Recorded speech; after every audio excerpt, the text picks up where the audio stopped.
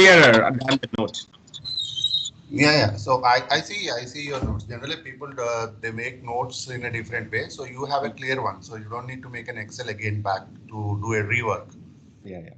You just prepare the way that you are doing already. See that Mm. you have every answer for the every point what we discussed. Okay. And you have any doubts anywhere that you missed, then we will discuss that point more clearly. Okay. Do do you have do you happen to have any question answer questions for the COBOL and DB tools? Yes, sir. Yes, I do Questions. have. I do have. Let me share them as well. So these are more precisely for the interview purpose. Okay.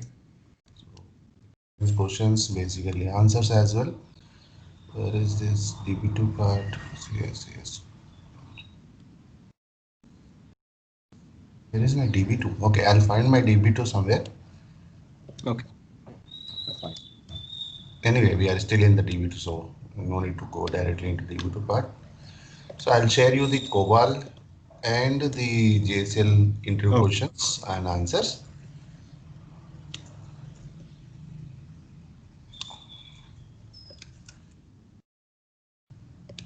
Like if you see here in this notepad, the first prominent question in interview will be difference between comp and comp 3. Okay. So what are the points that you need to tell on the comp side Mm. and what points you need to see on comp 3. Yeah. After this, they may have some side questions. Which one is better, comp or comp 3? Which one you choose in your project? Mm-hmm. So kind of second questions they may come. Like another one, how do you read? Now you have a comp 3 data. Now how do you read the data in file? So what ways you have? Mm-hmm. So like that, again, static and dynamic call. Again, difference on compilation, difference on changes, redefine concepts, examples, everything is there here, which Mm-hmm. more precisely looks for the interview perspective only. Okay. So give a see and that. Let's come back if you have doubts in that as well. Okay. Okay. Right. So last class we have seen how to insert a record into the table, right? Yes. And we done the program first. 1 minute. Okay. Comp is one usage and comp 3 is impact. Mm.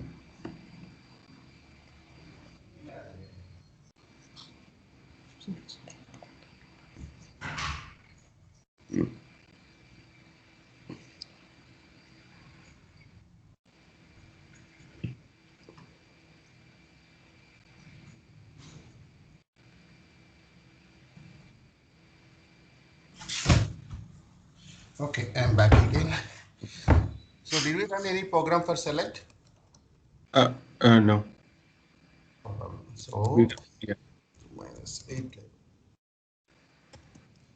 So when we did an insert, okay, here an insert query will put one row at a time in the table. Yes.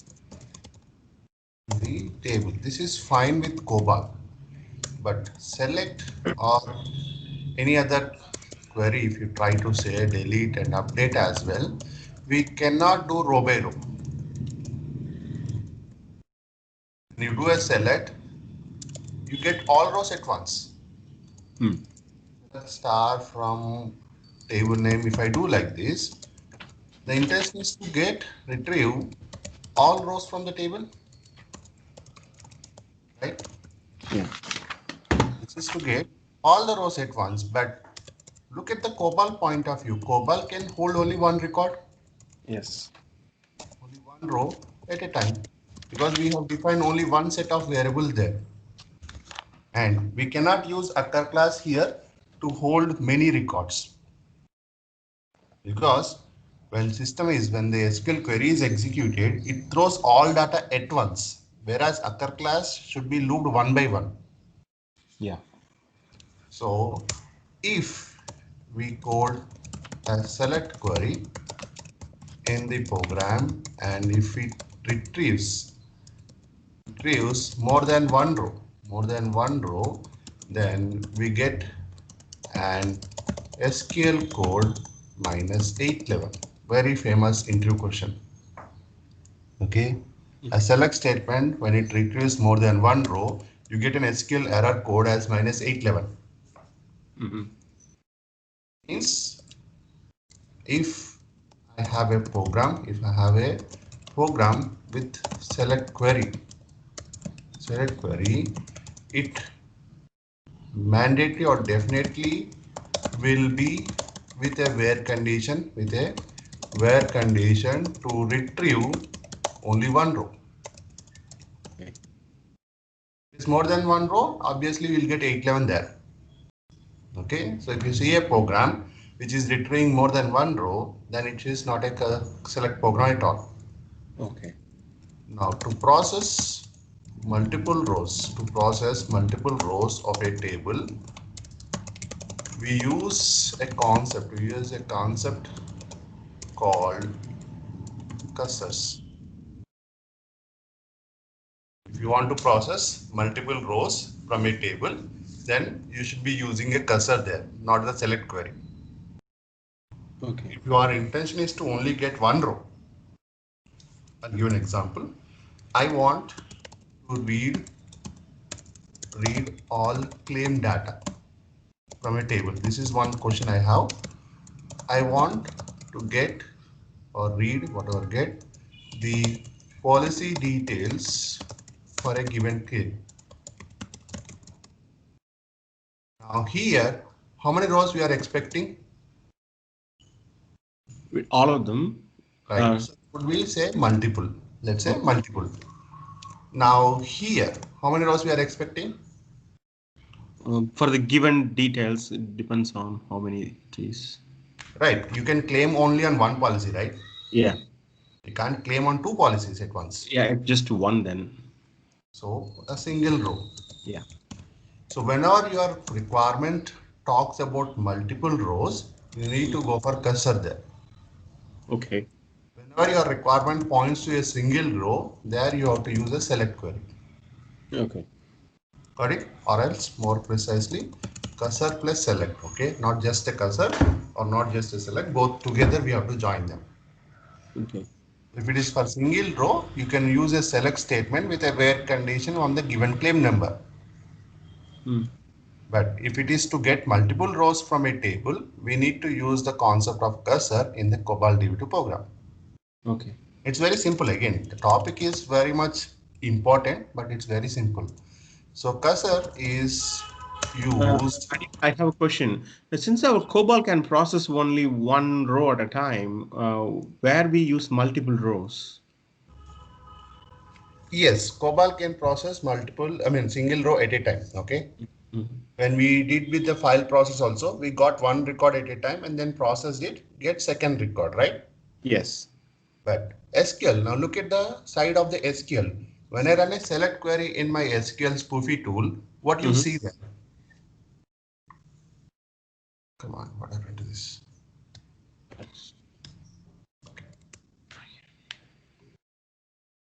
You have run your SQL select query, right?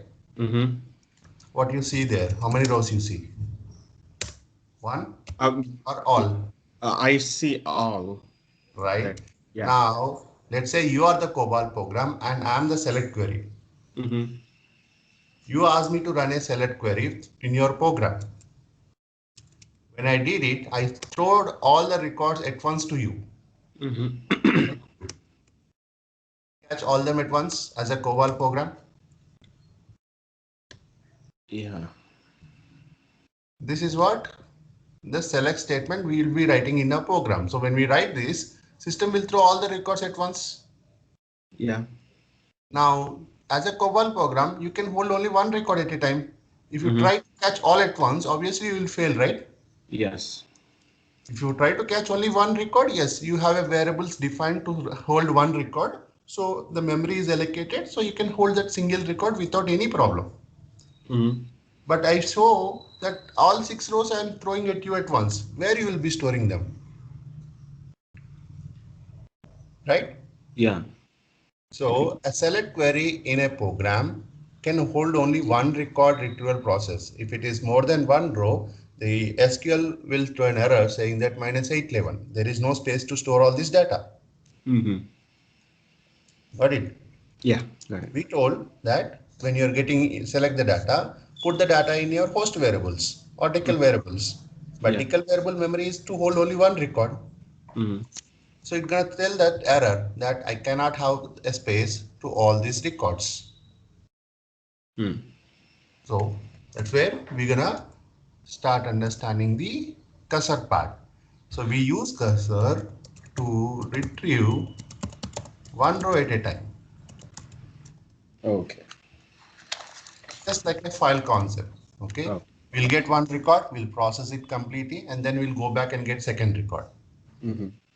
So here, to do the cursor part as part of the cursor, there are 4 stages to start with. Declare,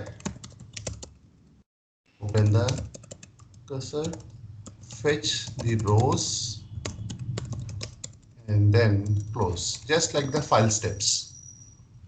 Yes, like a file step. So when we say declare, we say the SQL query here, select query in here.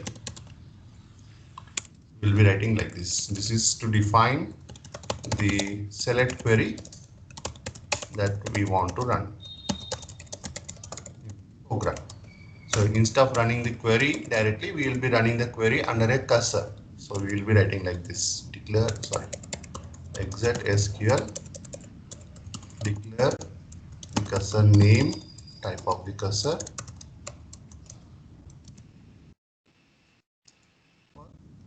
or the select query we want to write, select claim number, everything from claim table, like this. Not change, it will be simple query without any host variables here. Okay. Got it?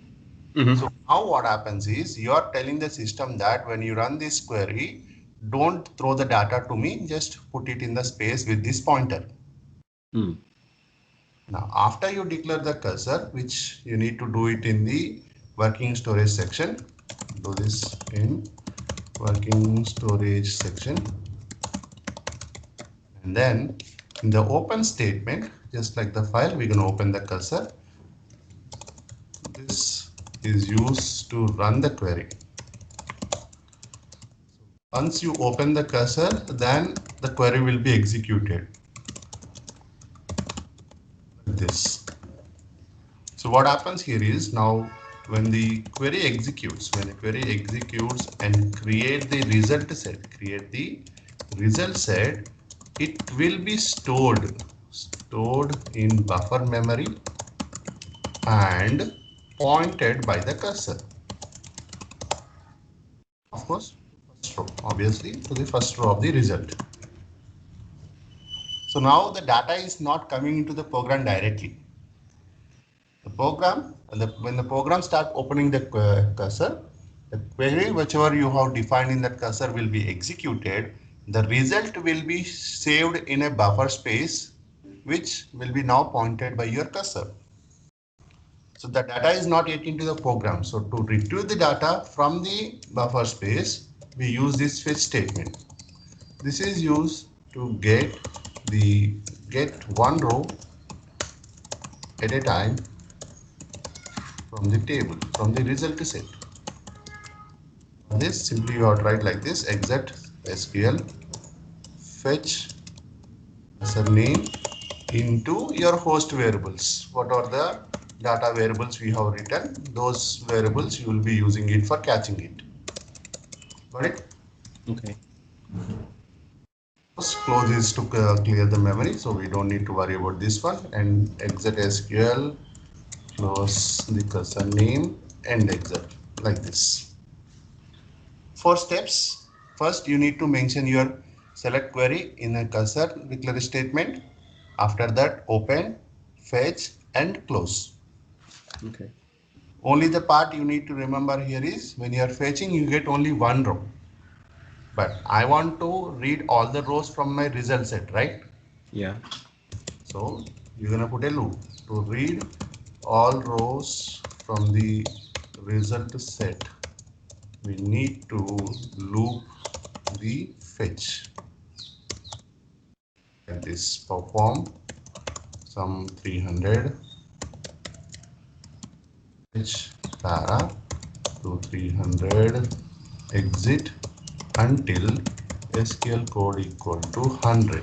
100 represents end of the result set. Okay. If you are done with a fetch statement, you will be writing like this. If SQL code equal to 0, that means you got a record. Now process the record here. Else if SQL code equal to 100, this means this is an end of the result set. Just continue. No need to do anything because when it gets 100, the loop will close. Else something else which is a negative part, error. And if. So if you are writing a fetch statement, you need to catch the SQL code in this manner. If there is a row, you'll get SQL code 0. If there are no more rows, then you get SQL code 100.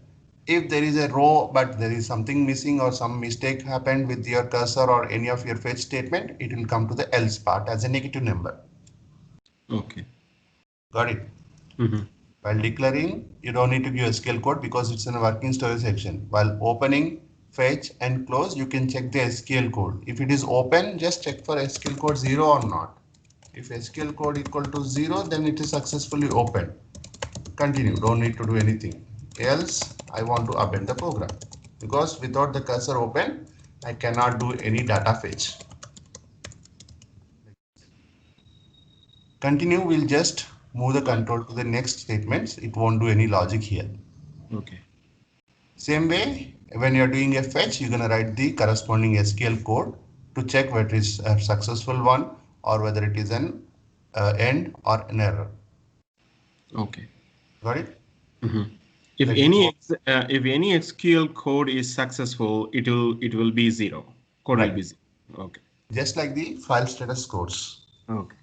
Just like the file status codes, just like the MaxEC codes, 0 is representing success in mainframe. Okay. Anything other than zeros, there might be different reason to state might be error, it might not be error. Now let me go back to the point again. When we are writing a program to select multiple rows, we need to go for a cursor concept because doing a select statement, we try to retrieve more than one row, we get -811. Okay. So while you are developing your code itself, you need to see these 2 points, whether my query is trying to retrieve more than one row or just a row. If it is for more than one rows, then your program should be on cursor. If it is only for single row, then it should be a select statement, not cursor again. Okay. You can use a cursor for getting one row or many rows, but for getting only single row, you don't need to go always for cursor as well. Okay. So if it is a cursor program, you need to see that there are 4 places that you refine this cursor or use this cursor. First, in the working storage section, you're going to declare your cursor name, the type of the cursor, and the query that you want to use for your retrieval of the data. With where condition, anything that you want, you can use just like a regular query here. After defining in the procedure division as part of your initial para, like just like you opened your files, along with that open your cursor as well. When the cursor opens, then only the particular select query what you coded will be executing and create the result set. Okay, when the query executes, it will create the result set and it is stored in the buffer space. It won't come to your program directly. Okay. And then we need to fetch. Fetch is the part where we will be getting the data. So when you fetch, you need to tell to which particular critical variables the data need to be mapped. And when you are fetching, you'll get only one row at a time. To fetch all the rows, you're going to set a loop on the fetch program for SQL code equal to 100. Okay. And again, sometimes some developers will write like this: if replace end of table, okay, equal to yes. They don't want to try with SQL code. They will take a variable here, and when it is 100, they will move like this: move yes to end of table like this. Okay, this is a loop which you can use, or this is the way you can set a condition loop as well. Both are same. Okay. Now close, we don't need to worry about close. Nobody asks anything on the close as well. This is completely closed. Once you are done with your fetch, or before you leave the program, you can close the cursor over here. No. Now on top of this SQL code -811, there is one more SQL code -305. Now this is also while you do a select or fetch. In both the cases, you may encounter this -305.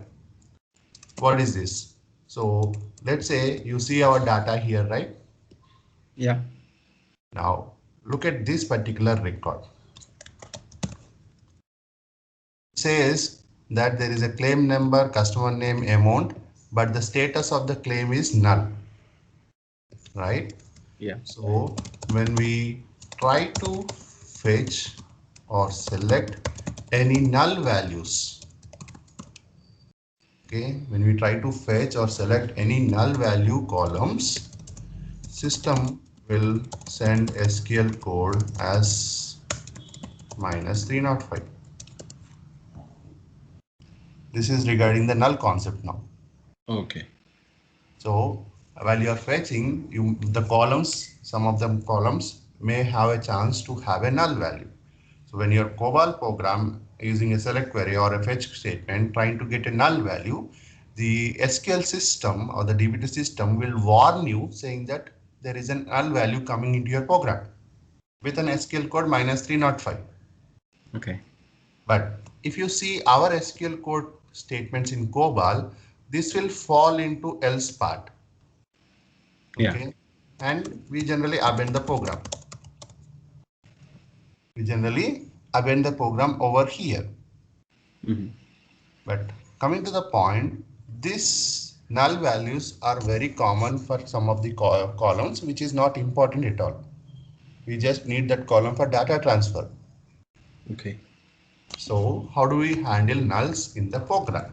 Okay, or how to handle -305 in the COBOL program, COBOL DB2 program. This will be another interview question here. So to this one, we need to define, okay, we need to define a null indicator variable. So for this null indicator variable, there are 3 points to remember. First point, to define the variable, declare the variable in working storage section. First thing, so 01 SS, some null indicator, any variable name you can give. Feature class will be always half word binary, S904 comp, always 0. This is the first point. You need to define the null indicator variables, as many as you need from the columns that you are expecting a null. If there are 2 columns that you are expecting null, then you should have 2 null indicator variables separated. Okay. Okay.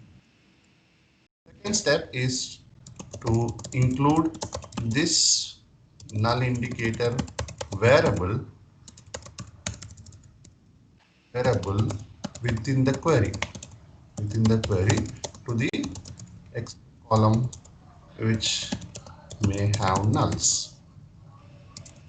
So from the above example, we'll write like this: exec SQL fetch cursor name into, when you are writing, you will be writing host variable, like let's say decl claim number, comma decl customer name, comma, like this. You're gonna mention declare all the variables that you need: claim amount,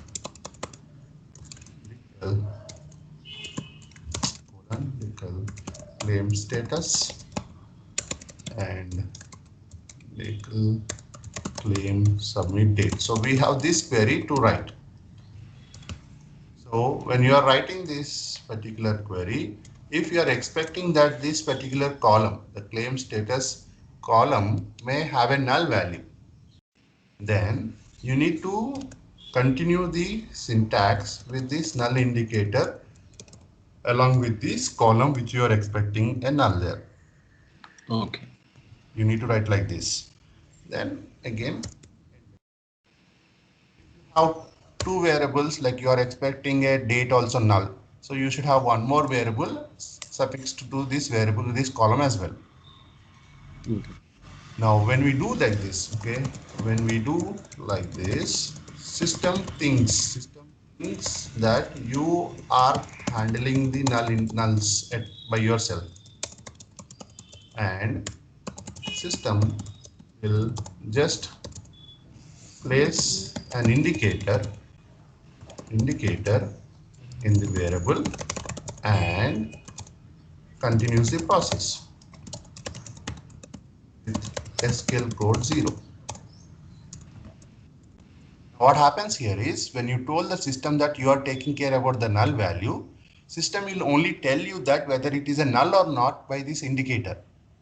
It won't append or it won't get minus 305 anymore. Okay. If you don't put this variable here, system thinks that you are not aware there is a null value. So I'm giving an error code minus 305. But when you code like this, you are telling the system that don't bother of null value, just tell me whether it is null or not. Okay. So this indicator, doubles null indicator, if it is 0, which means the column, the claim status having data. If the null indicator is -1, then the claim status column having null values. This indicator will tell you whether it is a value or whether it is a null. Okay. So 0 and 1 will be placed by the system, not by us. Okay. Okay. If you see our data, for 1 and 2 records, system will give the data and the indicator will be 0. Okay. And fourth record, system will place the nulls in there and set the indicator to -1. Okay. So first step, you need to define the variable. Second step, you need to suppress the SQL code by telling the system, I will take care about the nulls. Just tell me whether it is null or not. Third point is, now you need to handle the null value. This claim status have a null value now. Okay. The claim status have a null value. So you need to handle this variable. So what you have to do is, in SQL code equal to 0, which is now 0 because you already suppressed the SQL 305. Here you need to check the null indicator. Doubles null indicator is less than 0, which means we are expecting a null there. So if there is a null, you have two options. Option 1 is just either move space or 0 to the declare variable, just to remove the null value and place some known values. Is to append the program. Option 2 is to append the program, because maybe that particular column data is important for the logic. Correct? Okay. SQL statements, I'm writing else if, just completing the code. SQL code equal to 100, continue, else append. Details and append the program.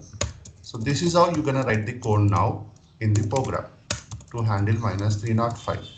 3 points again, let me repeat. First, you're gonna define a variable in the working story section.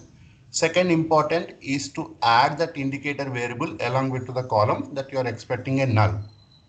Okay. For example, if the claim amount is defined as not null, obviously there is no chance to have a null in this variable. Okay.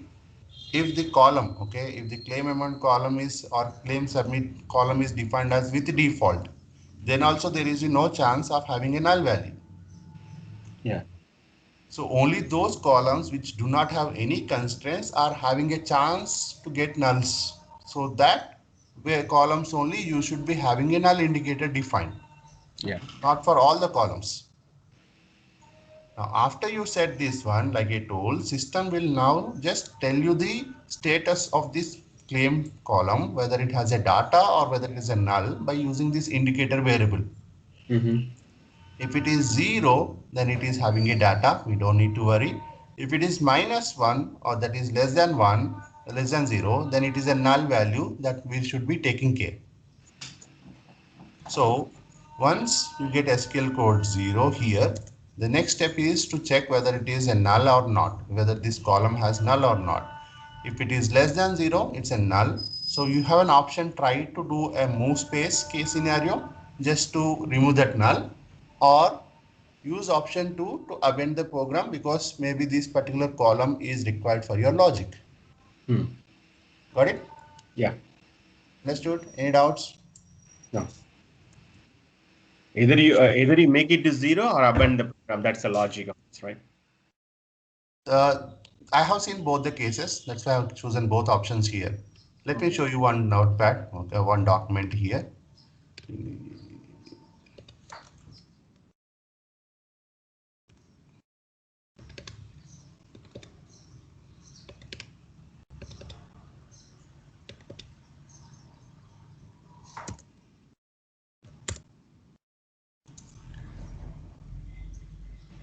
These are very common in the project and very common in interview as well.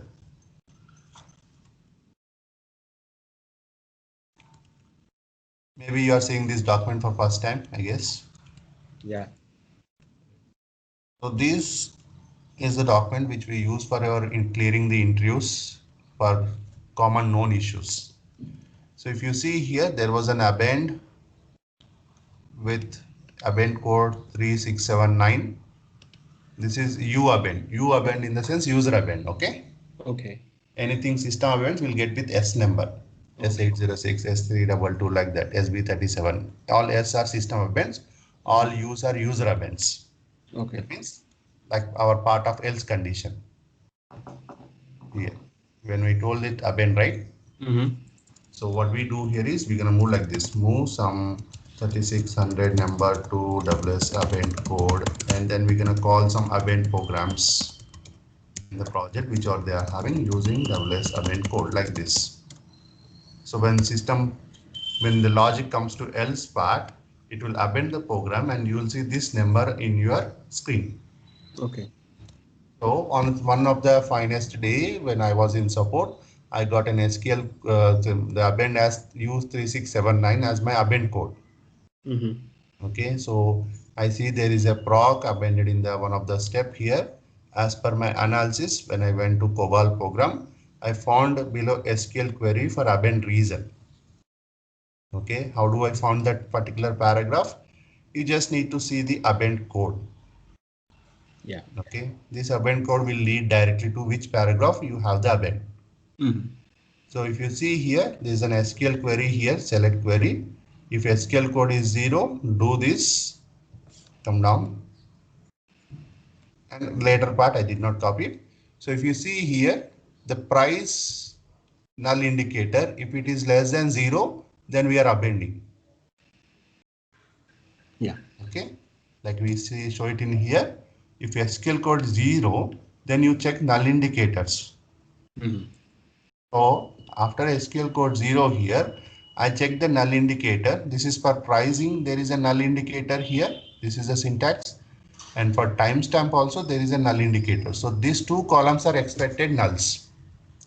Okay, these two columns are expecting nulls. So we have coded two null indicators for these two variables. Okay.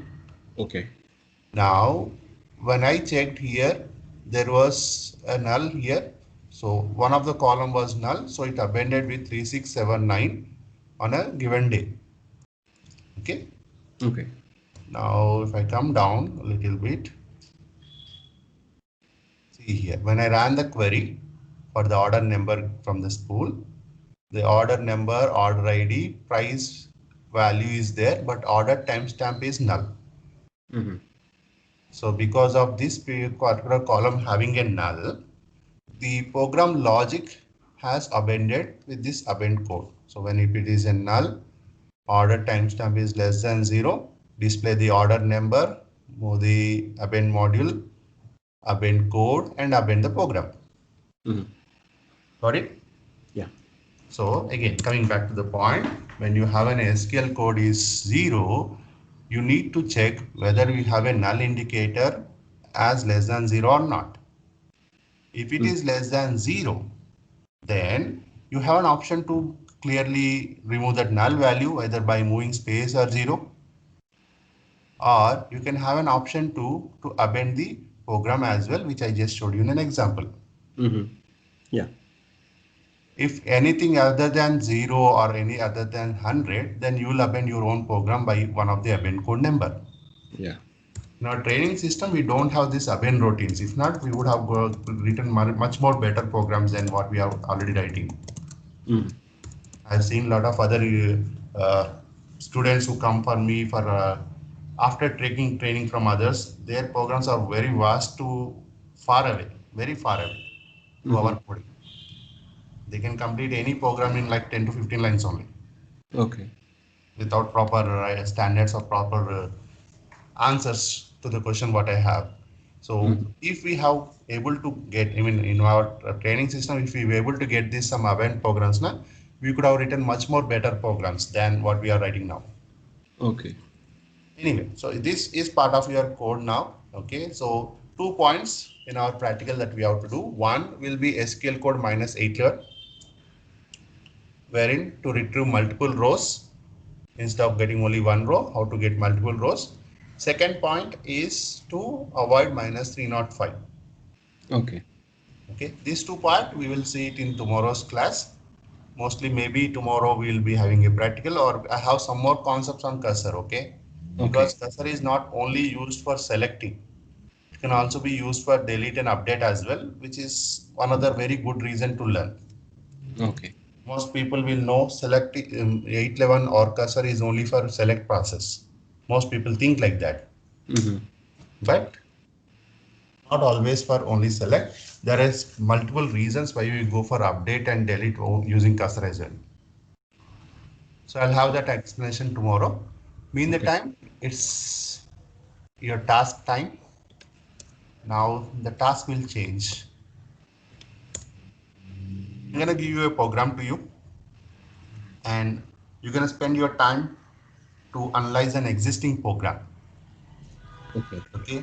So far we haven't tried this kind of assignments before. Earlier assignments was you write the programs, I give the question. But now I give a program to you, you give me the analysis of that particular program. Okay. Because when you're gonna join a project, writing a COBOL program is very far away. Okay. Understanding or analyzing of existing programs for any bug or for any reason of user request is very, very near. Means as soon as you join a project, the expectation is that very next week you may ask to analyze some programs for some issue. Okay. So if any program is given for a experienced guy, let's say there is some 1,000 lines of code, okay, just a random 1,000 lines of code. An experienced guy like me can complete in 1-2 days. Of course, we can complete it immediately also, but because of other workarounds, we don't put every effort only on single requirement. So it may complete in 1-2 days. Now, if the same request is given for a fresher, it may complete in a 20 days, doesn't know when it completes. Yeah. Now, a request given to you is expected to be completed within a week. Okay, maybe you have experience, but you are new to the project, so you may take some time, but still expected is to complete within a week. Now, we cannot get that such type of experience in a quick way unless you start doing analysis and find the way to quick analysis. Okay. Okay. So I'm gonna give one of the program from this list. You just need to go through the program and tell me what steps or what is the approach you have taken to analyze this program. Okay, I will not give any clues now, but I will correct your approach from tomorrow. Okay. So choose any program. What would be your number? 3929. Yeah. Okay, yeah, 3929 is a file and DB2 related program. And again, please do not share these programs to anyone. These are some other project programs. So and I guess it's not a simple program either. You'll have comments and everything here, and the code is around 1000 lines of code. Okay. Okay. See the code and come back with your analysis. Tell me what this particular program is doing in detailedly. That's one of the style of code. The second, once you're done with your first homework of your analysis approach, then I'm gonna make a mistake in one of these programs and ask you to find the mistake there. Okay. That's the second approach, how you deal with the analysis skills in your project level. So sometimes they may ask you to analyze the entire program. Sometimes they want to ask you to track only the issue. Okay. So for both the cases, there is a different approach you have to use to complete it faster. Okay, the fresher takes longer time, the experience takes shorter time for the same program. What would be the difference? Same program, I gave it to you, you take some 10 days. Same program, I'm doing the analysis, I took some 1-2 days. What would be the difference? Is the program difference or is it the difference between our approach? Approach, understanding the program. Right. So that approach is what you need to change and try to go in a faster way, not ratherly going in a longer way. The program still remains same for both of us, right? Yeah. Only the approach has changed from my perspective of seeing the program and your perspective of seeing the program. So that's what we're going to correct and see that writing only the program is not important. Analyzing existing program is also very important. Okay. Okay. Any other doubt? Yeah. Did I close our notepad? Fine. We'll catch up tomorrow with theory or practical. I'll decide after we come to some details. Okay. Okay. See you then. Yeah. See you tomorrow.